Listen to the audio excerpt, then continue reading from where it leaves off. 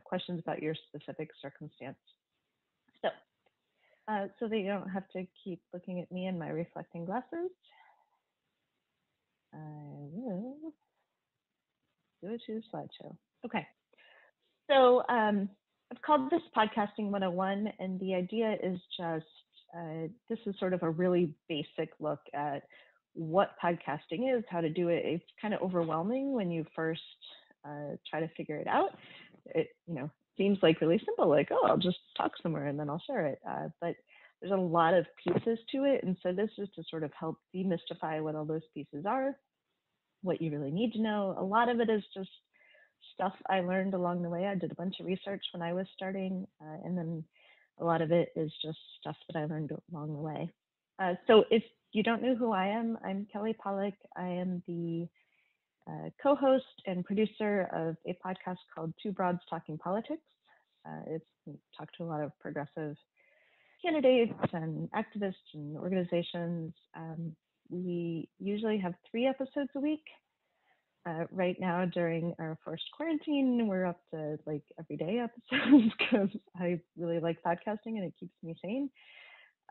So we'll see where we go with that. But we've done, I think, 362 episodes at this point. So I've had a lot of time to play with things and see what works and what doesn't. And I've recorded it with a whole bunch of different types of software in different ways and different microphones, and sort of played around with all the different things you can do. I am also the director of content for Demcast, and Demcast has a podcast network that has, I think, 26 podcasts in it. So I have a good community of podcasters that I share ideas with. I've talked to about, how do you do this? What's your favorite editing software? That sort of thing. So I get ideas from all of them as well. So like I said, I'm calling this Podcasting 101. It's just sort of a basic overview. You'll very quickly need more help on some of this stuff. And so if there's interest as people get going, I'm happy to do sort of more advanced level podcasting courses. But this is where we're going to start. Okay. So the steps to a podcast. This is just everything you should think about up top. First, you have an idea. That's where I think you should start. Some people just really want to have a podcast and then come up with an idea, but I think the idea needs to sort of drive it because it really helps you make all the rest of the decisions. Then you're going to want, at the very least, a title. You need a title before you can do a whole lot else. And you probably want artwork, at least a very simple type of artwork before you're going to do much else. The third thing then you're going to do is you're going to create audio. So by creating audio, I mean actually recording your episode, your first episode. Then you're going to need to edit the audio. You may choose to do a ton of editing, like NPR style. You may choose to do very little editing. I can talk about my preference, but editing on some at least teeny tiny little level is necessary.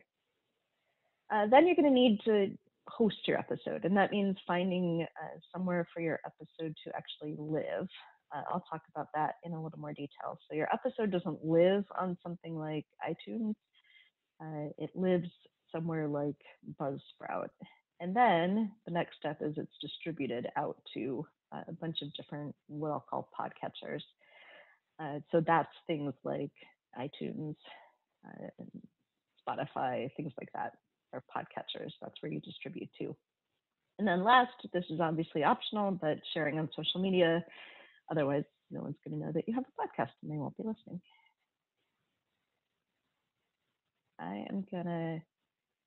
I'm not familiar enough with webinars to know if I will see you guys raising your hands. Okay. So I have no idea. When I get back into having the screen shared, somebody try raising your hand or chatting and let me see if I can see it, and then I will know if I have to keep doing that or not. Okay. So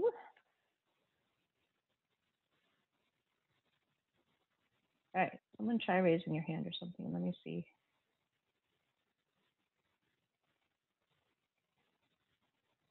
We're all going to be Zoom experts in a few weeks.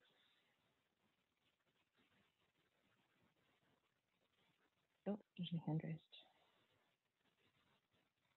Okay. Well, I'm not sure if I can see those while I'm doing the screen share. So if you have a question and I don't notice it while I'm talking, then just, I guess, save questions to the end and we can go over stuff at that point. Okay. So, idea. Idea, like I said at the top, I think this is where you should start. You don't have to have a fully baked idea. When we started Two Broads Talking Politics, the idea was my co-host Sophie and I both really liked talking about politics, and our husbands were sick of hearing us talk about it, so we decided we wanted to talk about politics. It was pretty general. It wasn't like super specific about what we wanted to do, and we really developed that along the way. We didn't do interviews at first. We sort of worked our way into that. We had all sorts of different formats, but the basic idea was, sort of politics for regular Midwestern moms. And so that was the starting place. It's good if you can to be a little bit more specific than that. Depending on how long you want to keep going, sometimes podcasts are sort of short form. You're going to have 8 episodes and then stop, and you sketch them all out in advance. Sometimes they just sort of keep going forever. I think somewhere I've read that average podcast stops after about 3 episodes. So you may at least want to sketch out more than 3 episodes so you keep going. But the idea can really be anything. It is going to, though, really drive who listens to your podcast. So if you are sort of really vague in what your topic is, what your idea is, you're probably not going to get very many listeners unless you're well known to begin with. You really want some sort of built-in niche audience who's going to be interested in what you're doing. And I'm happy if people have, questions about, I was thinking about this topic. Do you think that would work? I've looked at lots of podcasts and seen what's successful, and I'm happy to sort of bounce ideas around and decide that. But you got to have an idea to start. So the next piece I said, and you wouldn't necessarily think you had to have these, sort of right off the bat, but they're going to drive a lot of what you do. So the title is super important. You can't really do any of the rest of these pieces until you have a title. You can't submit to iTunes, which is sort of when you launch the podcast, until you have a title. A title is the hardest thing to change. So we have changed all sorts of things along the way. We've been going since September of 2017. And in that time, we have changed our artwork, we have changed our theme music, we have changed our format, we have changed what days of the week we post episodes, we've changed what our website looks like, all of that kind of stuff, but we have never changed the title. And changing the title is really, really difficult to do because of how many things it drives. Two Broads Talking Politics is probably too long of a title. It's good, people remember it. People like Elizabeth Warren, when they hear it, go, oh, that's cool. So, it has that benefit, but it probably is too long. It's a mouthful, it's a lot to say, and it's really a lot to type out. So, if you can, something a little bit shorter is good. I think I said here, check iTunes, or it's now called Apple Podcasts. Check Twitter, maybe check websites to make sure that there isn't already a podcast with the same name, because you don't, sometimes they're copyrighted, sometimes they're not. You may or may not get in trouble, but you don't want to get people confused. So it's good to have something that is unique to you. I didn't note this on the slide, but it's also good to have something that's pretty descriptive about what it is you do. When I say Two Broads Talking Politics, people know what our podcast is. It's not very mysterious at that point. So you also want to do future planning. And by that, I mean, there are great podcasts out there who they had a name that made sense at the time in the moment and don't make a lot of sense now. So I'm thinking of a podcast like Mueller, She Wrote, which is wildly successful. It's really great. I've met the women who started it. They're fantastic. And it's a fantastic name. It's awesome. And they've kept the name, but nobody's really talking about Robert Mueller anymore. It's not the best future planning podcast ever. 10 years from now, it's going to seem super dated and won't make a lot of sense. And like I said, titles are really hard to change. So I would recommend being just a little bit more vague, maybe not vague, just be a little more classic, I guess, so that you can keep going, and if you're not going to want to change your title at some point. So the logo, I really should have put our logo. Let me back up a few slides so you can see the Two Broads Talking Politics logo. So this is the Two Broads Talking Politics logo up in the upper right-hand corner. This is actually our third different logo that we've had over time. And part of the reason we changed it along the way is that you need something that scales down really well. So sometimes you're going to see it really big. It's got to be something that looks good on a t-shirt or a magnet or whatever, but it also has to be something that looks really, really good on a tiny little screen. So, if you're looking at your phone and you just have a tiny little screen, a tiny little part of a tiny little screen where you can see it, it's got to look good there too. And our original logo, which I loved conceptually, didn't scale down very well. I think it's also really helpful to have the name of your podcast on it, or a graphic design that is so immediately obvious that people know what it is when they're looking at it. Because often when you're looking at like a podcast app to choose podcast, it's not going to say the name. It's just going to have the picture. You want something that's fairly simple because it needs to scale down. It's something that if it's super complicated, it's not going to make any sense when you're looking at as a tiny little icon. So I think simple is good, kind of stands out. You'll notice, if I go back, you'll notice we only have 3 colors. We sort of made it have some interest with the diagonal line, but really it's just sort of bold, simple, but it really does the trick. Okay, I'm going to stop sharing the screen for just a minute to make sure that, oh, here, I can see you guys over here. Okay. So, whoops, sorry. Okay. Does anyone have any questions so far? It looks like I can actually see you guys if you raise hands or anything. So if you have questions, feel free to do a hand raise or a chat, and hopefully I'll notice. All right. So then moving on to equipment, once you have an idea of what you want to do, once you have a title, you have a logo, probably the next thing you want to do, we'll talk some about social media. The first thing you want to do once you have a title and a logo is probably grab your Twitter handle so no one else grabs it. But after that, you're going to need equipment before you can start actually going. So you could just record via the microphone in your computer or your phone. That's certainly an option. There are plenty of podcasts that do that. It's definitely not the best audio. You can see I'm wearing a Bluetooth headset to talk to you because I don't have very good internet in my house. And this is not the best audio. This is not audio I would want to share on a podcast that was audio only.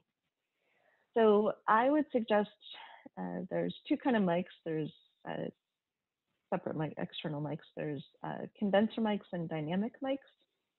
I have played around, like I said, with lots of different mics. I probably own 9 or 10 different microphones. And my favorite is to get a dynamic mic. And I think it's a really good idea to get one that has both a USB cord, so it can go directly into a computer, and an XLR cord, so that you can plug it into, a traditional soundboard or something like that. It's a very popular to get for podcasters to get the blue mics. So there's Blue Yeti and Blue Snowball. I've used both of them. They're okay. I don't really prefer them. I find that they have just a lot of sort of noise in them. It's harder to edit when you use them. But they do have the advantage of being unidirectional, or not directional mics. So you could pick up like two people talking across from each other with a single mic if you got something like the Blue Yeti, which I've done. So, that is an option. But I will tell you that my preference is the XLR Audio-Technica ATR 2100. It has both USB and XLR. It's about $100. Got a stand. It's just a really fantastic microphone. Obviously, if you don't want to spend that much, don't spend that much. And certainly if you don't know if you're going to keep going, then you may not want to. But it's a real powerhouse of a microphone. I love it. It's my favorite of the ones that I have tried. So if you're willing to invest a little more, you know for sure you're going to keep going on this, then that is the one that I would recommend. Oops, sorry. All right, so after microphone, next thing you're going to want is headphones. I'd say you're definitely going to want headphones. You're not definitely going to want expensive headphones. You don't necessarily need super expensive ones, but you're going to want headphones for one thing, so that when you are recording, you can separate out the vocal parts, and I'll talk more about that when we're doing the editing section. But headphones are super important while you're recording, and they can also be really important for editing because you can just hear a lot better what's going on when you use headphones. I don't have a particular recommendation. I usually use some Sony over-the-ear ones. They're not high-end, sort of medium-end headphones, but I have edited and recorded with all kinds of different headphones, earbuds, like whatever I can use at the moment that makes sense. When I record, I really prefer to only have headphone covering one ear. So earbuds actually work really well for me for recording because I can just keep one out completely, like you'll note I have right now. Or if I use an over-ear one, I just take it off one of the ears. I just really prefer that. You may not have any problem having it in both ears, but I like to be able to hear my natural voice. So I like having that option. And then you're going to need a computer. You can probably do the recording on just like a phone or a tablet or something, but you're going to have to do some amount of editing, and editing without a full computer is really hard. And I will note that I have tried editing on a Chromebook and it was terrible. So if you have any access to any computer that is not a Chromebook, I would recommend that. All right, so then you're going to create the audio. And to create the audio, you're going to need to record onto something. So if you're recording, if it's just you, if it's just a single voice or it's two people who happen to be in the same room, you can record directly into a program called Audacity, which I'll talk a little bit more about in a minute. Audacity is a great program. It's totally free for both Mac and PC. It's sort of the one that everybody starts out with since it is free. And even 360 episodes in, it's still the software that I use to edit.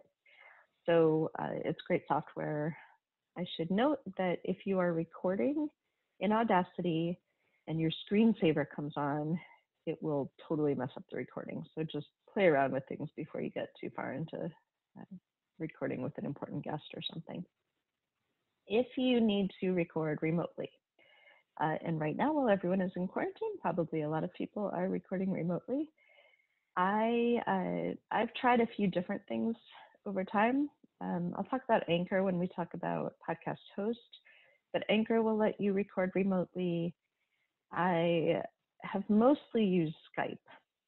So Skype, when you do remote recording, you just set up a Skype call. I have a Skype phone number that people can call into, but then you need typically some other software on your computer to actually capture the recording. If anyone wants to go that route, I can talk you through. I've done it on both Mac and PC. There's different software depending on which one you want to do, how you set it up. So that is an option certainly to do it through Skype. It may be possible to do, if you're using Skype, to have Skype itself record. I think that might be possible in some versions of Skype, but I haven't played around at all with that, so I can't give you any particular advice on that. And then there are various kinds of software or different apps and websites and things that are specifically designed for podcast recording. So things like Ringer is one, Zencaster is another. There's just tons. I mean, you could Google it. There's just a bunch of them. I've heard various reviews of all of them. Most of them are free if you're going to use just a little bit of time. So if you're going to do like half hour at a time and you're going to do it twice a month or something, you can probably find it free without a problem. But a lot of them get more expensive if you do a lot. And obviously I do, 3 to 7 episodes a week. I'm going to need a lot of access to it. So none of those would be free at that point. So those are all options. Some of them work really well in specific circumstances. So if, for instance, you are going to have a co-host who's remote from you, but it's always going to be just the two of you on the call, then Ringer would be a really great option. Ringer, it records local on each end and then sends you the files, so you've got both ends. But that makes it less user-friendly for guests. So for me, I went with whatever would be the easiest for my guests to call into. But if you're going to have just one other person who's always on the line, Ringer is probably the best in terms of audio. And then what I'm using right now, while I am stuck at home with not great internet access, is Zoom, which is what we're using right now for the webinar as well. The advantage to Zoom, it's fairly easy for guests. You can just give them, the link or a call-in number, and they can do that. It'll record either locally or in the cloud. In the cloud, if you pay a monthly fee, it's free if you don't do more than 40 minutes at a time and you're willing to do the recording locally. So that can be a good option. It's not super expensive. It's not any more expensive than things like Ringer if you want to record in the cloud and have access for longer recordings. So I think Zoom is a decent option. What I'm doing right now is that I'm using Zoom. I'm recording my guest's audio via Zoom, and I'm recording my audio locally using a portable microphone that I have. It's a bit techy and maybe isn't what everyone needs to do, but I'm doing it because it's the best audio on both ends. So it's really something you kind of have to play around with and see what you like the best, what works the best for what you need, what kind of guests you have calling in. Any of that is going to determine what remote option you might want to use. Again, I'm happy to brainstorm with you if you have specific questions. Okay, so after you create the audio, you're going to get a file. Your file is going to be in whatever audio format you chose to save it in. So I would recommend something like a WAV file, W-A-V, WAV, if you have an option of what kind of storage you're doing. That's a sort of more robust. It doesn't condense it at all. It saves sort of the audio the way it is. It's going to give you more to work with when you get to the editing phase. If you record in Zoom, then it'll give you an M4A file. So you might need to convert it. There's lots of free converting software online. You can usually also convert right in your audio editing software. If you get an MP3 as your file to edit, that's not ideal, but you can do it. Just sort of know that going in, that you may not get the highest quality audio if you're starting with an MP3 file, but you will eventually export to an MP3 file no matter what you start with. So back to Audacity. Audacity, I mentioned, is free. I will show you what it looks like.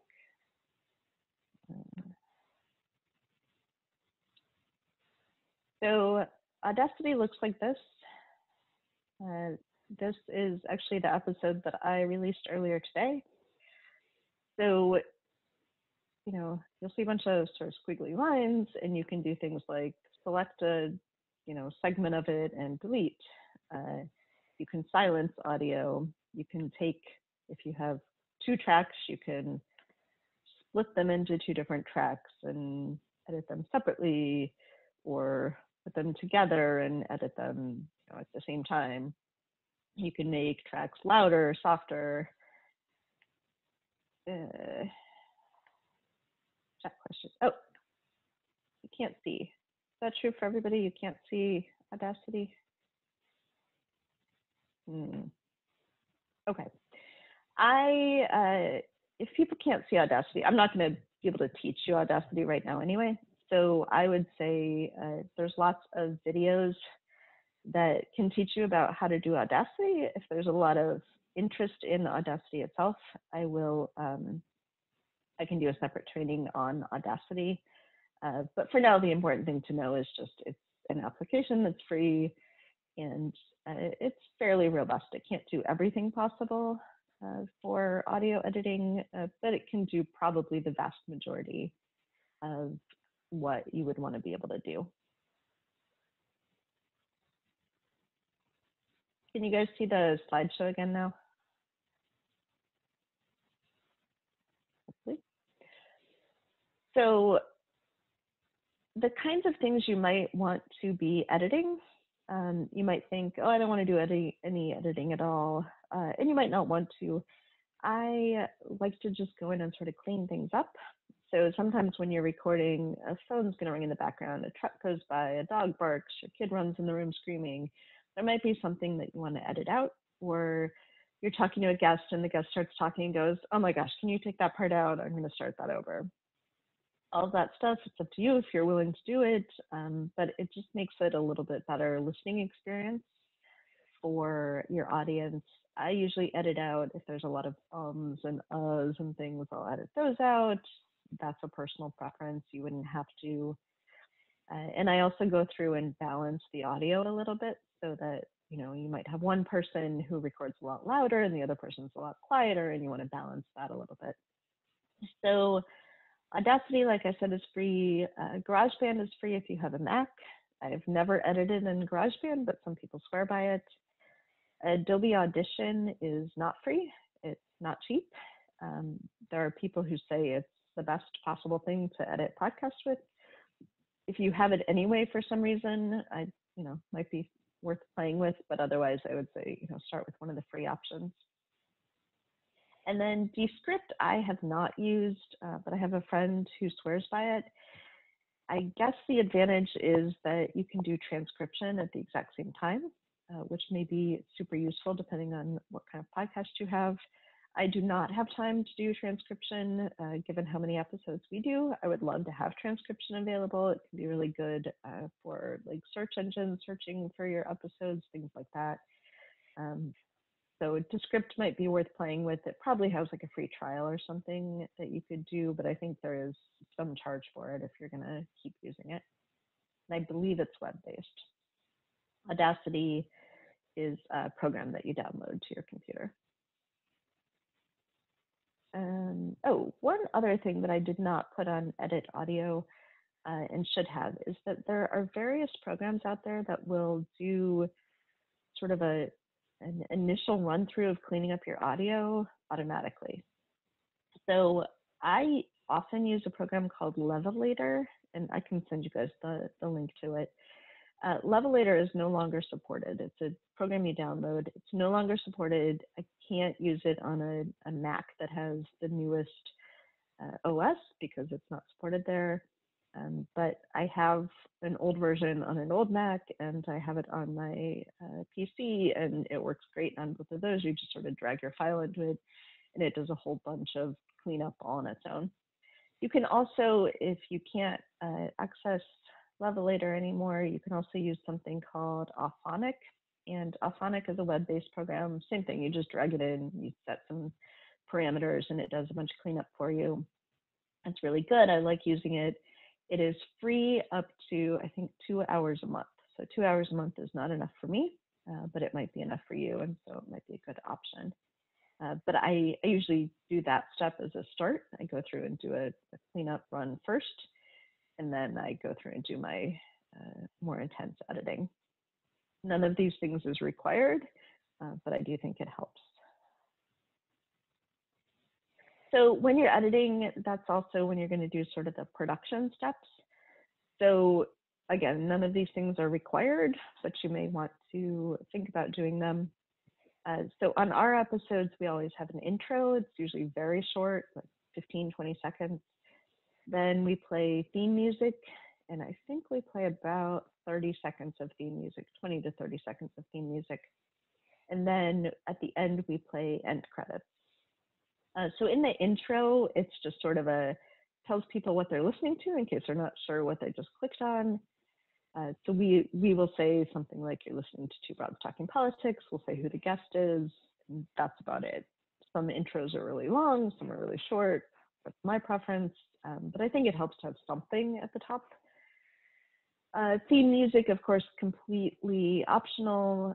But I think it really helps sort of set the stage. People hear the theme music, they know what podcast they're about to listen to. It just sort of gets them set for the audio experience they're having.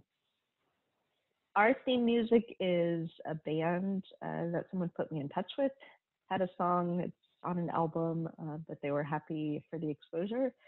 So as long as I mention it in our show notes and say in the end credits that it's from them and that we're using it with permission, they were totally fine with that. That may be hard to find. There's lots of websites out there with royalty-free music. Incompetech.com is a good one. Our old theme music was from there.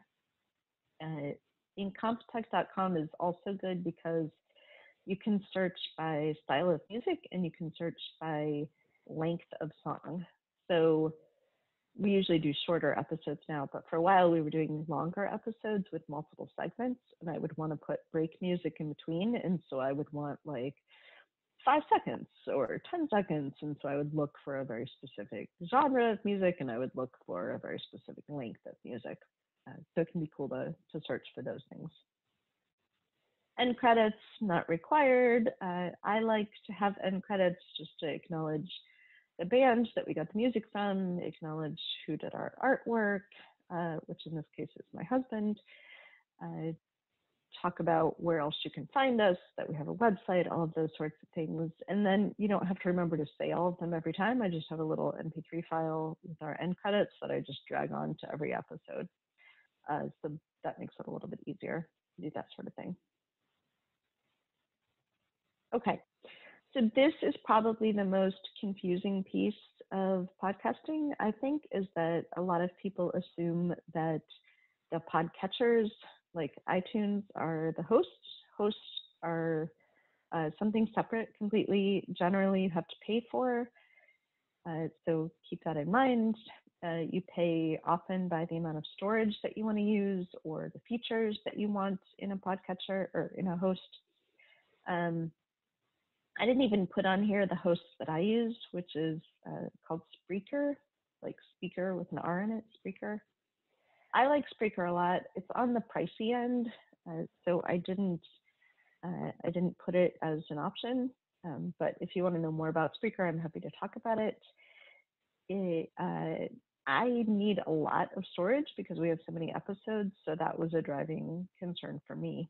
The two most popular by far are Libsyn and Buzzsprout. I've only ever heard good things about either one of them, so I think either one would be a good option. I think they have tiers, so you can pay a relatively small amount if you're just going to have a couple episodes a month. If you're going to have a daily podcast, you're going to be more storage, so you can sort of pay by that.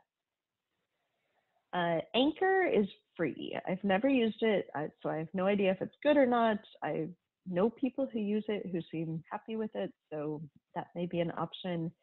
I believe they add some sort of ads onto it, which is what makes it free, but it may be worth looking into, especially if you're just starting out and you don't know for sure you're going to keep going and want to spend a lot of money on it.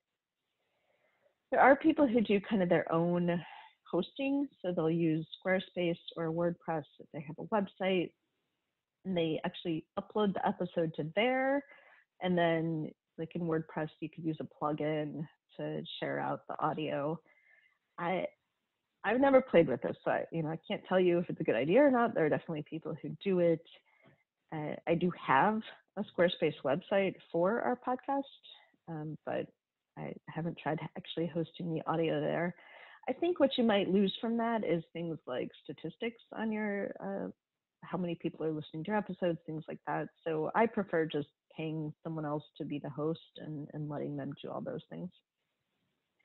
SoundCloud is extremely popular for podcasts. I know lots of people who host their podcasts there. I've read a million podcasting forums that say they don't recommend SoundCloud for X, Y, or Z reason. I leave that up to you. There are clearly people who use it. Every other day, there's some sort of SoundCloud is going to go away. They're getting rid of podcasts. They're just going to do music. I don't know. That could just all be rumors. I have absolutely no idea if it's true. I do share our episodes to SoundCloud so people can listen to the most recent ones. There are definite advantages to SoundCloud. It's easy to share audio from there. But just know that for reasons I don't completely understand, most of the podcasting world says don't use SoundCloud. So features, I mentioned statistics. You're going to want at least basic stats. You want to know how many people are listening to your episodes, if that number is going up or down, something about, is there a particular day of the week that people are listening? Where are my listens coming from in the world? Mine will give me things, not just what country people are listening, but actually what city. Not every listener, but 5% of your listeners are in Chicago or something. So those are kind of fun to play with. You want at least basic stats, I think. Another really important feature is that it auto distributes. I'll talk about distribution in a minute, but you want a host that auto distributes to a wide range of different podcatchers. So I mentioned I use Spreaker. Spreaker will send my podcast to YouTube, Spotify, TuneIn, I think, a few others, and everybody sends to iTunes. But that's really useful because then I don't have to upload episodes to all those different places. YouTube is especially nice. There are some people who do listen to podcasts through YouTube, so the fact that I don't have to create YouTube files for my podcast is fantastic. And then you want something that has good customer service. You're going to run into snags along the way. There's going to be occasional times when something doesn't work. You're going to want to convert something. You're going to decide, even though I told you set your title that you're sure you want to keep, you're going to want to change your title. You're going to want to know how to do that. So good customer service is important. So Spreaker has great customer service. Libsyn and Buzzsprout are supposed to have pretty good customer service too. Everyone seems pretty happy with them. So I'd say, any of those you're going to be pretty happy. Okay, so distribution. So this is, you've got this podcast episode you created, you uploaded it to somewhere, to some host, and now it has to get out into the world. And people listen to podcasts a million different ways. I mentioned some people listen on YouTube, some people listen on their Amazon device, some people listen on their Apple Watch. They listen to podcasts a million different ways. So you want your podcast to get out into the world all those different ways so people can listen to it. Sometimes your podcast host will do some of this for you. Sometimes you'll need to set some of these things up yourself. Generally speaking, you're only going to need to set them up one time, and then it will just keep going to there. So Apple Podcast is, and sometimes called iTunes, is the single most important one. You have to have your podcast there, and they're also the hardest to get onto. So, sorry, I need to drink water. So Apple has very sort of strict guidelines about exactly what they want to see, what sorts of things you can have in your title, artwork, what size and shape your artwork is, all those things. So you can just Google, what do I need to get into Apple Podcasts? You need to have at least some audio to submit to Apple Podcasts. So that might mean just waiting until you have your first episode ready and submitting it. It may mean that you make a little teaser episode of like a minute or two, and that's what you submit to Apple Podcasts. But you have to submit the audio to them, and they actually review it before they accept it. And sometimes they do decline things. Usually it's because the artwork wasn't just the right shape or something. But anyway, they do occasionally decline. So just be aware that it will sometimes take, depending on how busy they are, it could take an hour to approve. It might take a week to approve. So you've got to build that into your timeline if you think you're going to be launching your podcast soon. There's also Google Podcasts that you might need to submit to, Spotify, YouTube, Stitcher. There are lists out there. I'll find there's a good Medium post I could send that's just like all the places you should submit your podcast to.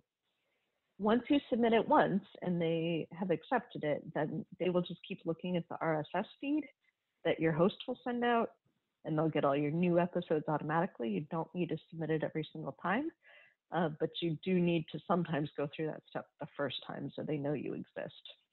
Some of the lesser known podcasts or podcatchers, so podcatchers are the ones that people actually listen through.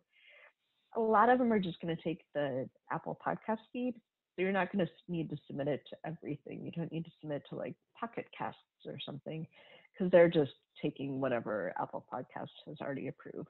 So not everything needs to be a separate distribution. All right.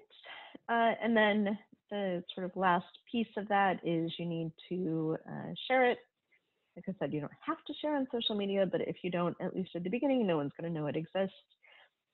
I prefer having a separate Twitter account just for the podcast. You don't have to. There are certainly people who just use their personal Twitter account for their podcasts and share episodes there.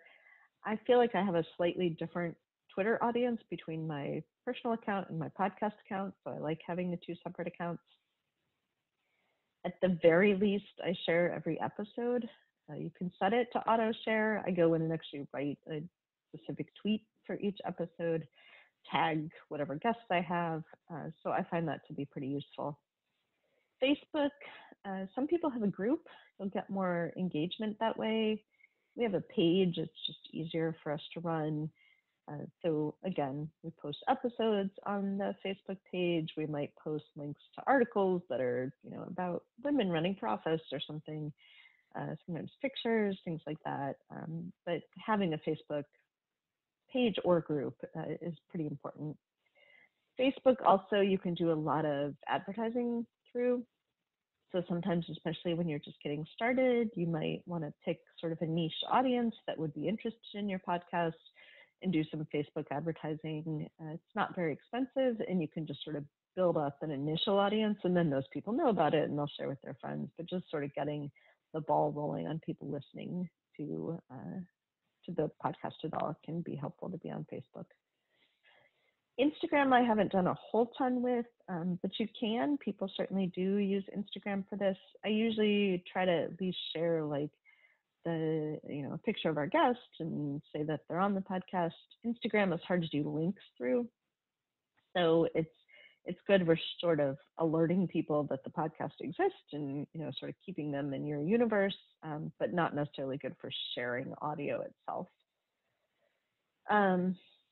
I didn't mention with Twitter, but Twitter has been for us the single best way of getting guests for the podcast that may or may not be important to you, but we've gotten probably half of our guests via Twitter, either through a conversation or sending someone a DM, but I found Twitter to be extremely useful for that side of things.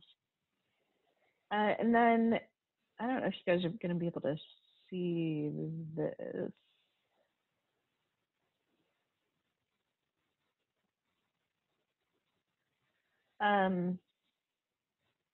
Okay, so you guys can see the screen that I have on now? Okay, perfect. So this is something called an audiogram. So an audiogram is like you take a static picture, you could do video in the background, but it's like a static picture that you add audio to, and then you can share it on social media. And so these are really, really, really good for sharing on social media. They take some work to make, not a ton of time, but they take some work to make. But hopefully you guys can hear this if I play it. If you are looking for something to do, and if you are tempted to despair or become despondent, so turn that energy this is what I made, into a positive direction and knock on doors with it. Not only will you help elect great candidates to the state house in Texas and maybe stop Donald Trump in our state, I can attest that your personal happiness and fulfillment will increase dramatically. So we would love to have you at Powered by People. Okay. So that's short. It was 28 seconds. Just, as I was interviewing him, this segment sort of jumped out at me, and I said, oh, I should go make an audiogram of that. So I use a program called Headliner. It's just headliner.app. So I can send a link out for that. And, it's pretty easy. It walks you through. You have to, in advance, sort of decide what small segment of audio you want. And the thing that takes the most time is putting the captions on it. But I think that's really important on social media if you want people to actually then click where you're telling them, to actually listen to it and click on it. The captions are pretty important. So it takes a little bit of time, but it's not super hard to do. It sort of walks you through it. It's not, it's free for a limited number per month. You can pay and do a bunch more. It depends how often you want to do it. I would say short is good on these. So it'll let you make like a whole episode audiogram. But usually if you want people to actually share it, no more than a minute. Instagram, you can send these to Instagram. This is a great thing to send to Instagram. But Instagram will cut it off after a minute. Twitter will cut you off after 2 minutes and 20 seconds. Facebook will let you do super long videos. But it's good then to just have one that's under a minute, because then you can just share it everywhere and just use the same audiogram for everything. But they're really, really good. I highly recommend. Okay, we're over here. Oops. Oh, well, that's why, because we're at the end. All right, so that's in a nutshell everything I know about podcasting. No, not everything I know, but sort of the very basic, how you get from having an idea to having a podcast that's actually out there in the world that people can listen to. But I am happy to answer questions that you have. I'm just going to stop screen share there. So I'm happy to answer questions that you might have or go into more detail on any of that. If there's a lot of interest, I'm happy to do more deep dive into editing or whatever on a future webinar. But I figured this would be sort of a just way to start, make sure everyone was on the same page. So somebody had said in the chat, Vincent had said in the chat that ads are optional on Anchor, so that's useful to know.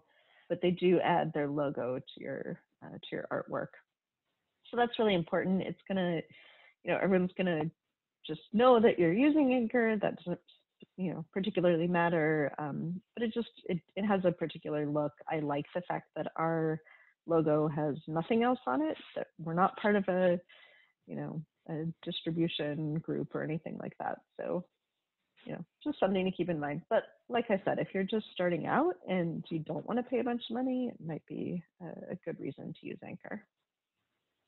All right, I'm going to stop talking at you. Do you have questions? Are there specific things that you still don't understand? It can be all a little bit confusing when you start.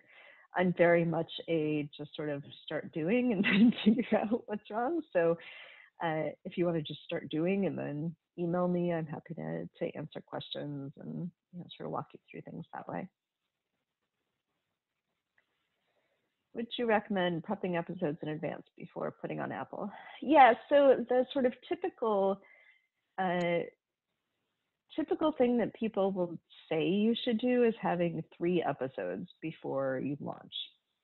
I'm not sure why that's the recommendation. I think it's so that you're going to keep going. But a lot of people will say you should have 3 episodes before you launch, and then you submit to Apple Podcasts, and then you tell everyone that it exists. So that's the standard advice. We didn't. We had 1 episode. We waited until that episode was done, and then we submitted it to Apple, and it didn't take very long. It was just like a couple days, and then we just kept going. But we also didn't really know what we were doing when we started. So, I think that's fine. I think it's fine to just sort of get something out into the world and then keep going. But you can certainly, maybe better to have a more prepared thing ready to go before you go on Apple Podcasts. Yes, I can send a copy of this out. I think I will be able to see who all signed up for this and logged in, and I can send a copy of the spreadsheet out. And we will also put the recording of this on our YouTube channel. So if you want to refer back to it, you can find it there. It may take a couple days to get it up there, but I can send that out when it's ready. Other questions? Has anyone tried doing any podcasting yet? Run into problems along the way? I think the thing that was absolutely the most difficult for me when we started was just figuring out how to interview remote guests. There's just a ton of different ways to do it, and figuring out which way is the best and how's that going to work. And if you go back and listen to the first couple episodes of Two Broads Talking Politics, the audio is terrible, really terrible. Like, don't go listen to it because it's so terrible. Because we didn't know what we were doing, and we didn't have a very good, we hadn't really figured out how to get the guest audio into our audio. And so anyway, it's tricky. All right. Well, I am done with the things that I had prepared. So I can stick around for a couple minutes and see if people have particular questions. But otherwise, feel free if you need to sign off for the webinar. Like I said, I should have all of your email addresses so I can send you both the PowerPoint and then also the YouTube video when it's ready.